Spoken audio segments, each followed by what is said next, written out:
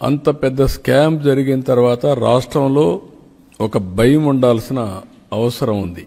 భయం లేకుండా బరిదెగిచ్చారంటే there is some conspiracy again.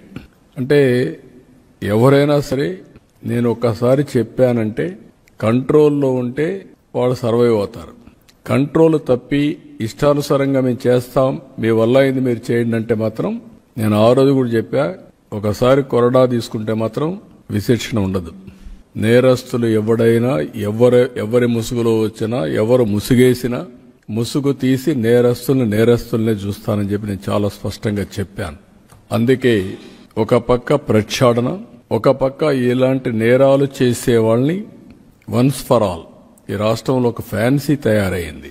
నేను చాలా రోజులు మీరు చూస్తే, ఈ రోజు కాదు నేను రాజకీయాల్లో, నిన్నటికి 15 సంవత్సరాలు నేను ముఖ్యమంత్రిగా కంప్లీట్ చేశాను. అరుదైన రికార్డు ఆంధ్రప్రదేశ్లో. ఒక 15 ఏళ్లు అపోజిషన్గా ఉన్నా, 30 ఏళ్లు ఒక పార్టీ అధ్యక్షుడిగా ఉన్నా. మా పార్టీనే అధికారంలో మీరు చూస్తే ఒక 22-23 సంవత్సరాలు ఉంది. ఇప్పటికి 22 ఏళ్ల పైన ఉంది.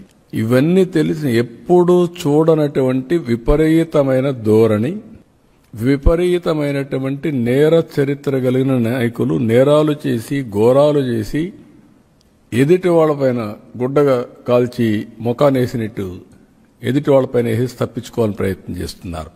అయితే నేను వాళ్లపైన ఏం చేయాలో చేస్తూనే వ్యవస్థను ప్రక్షాళన చేయడానికి ఎక్కడికక్కడ టోటల్గా ప్రక్షాళన చేసే బాధ్యత తీసుకొస్తాం.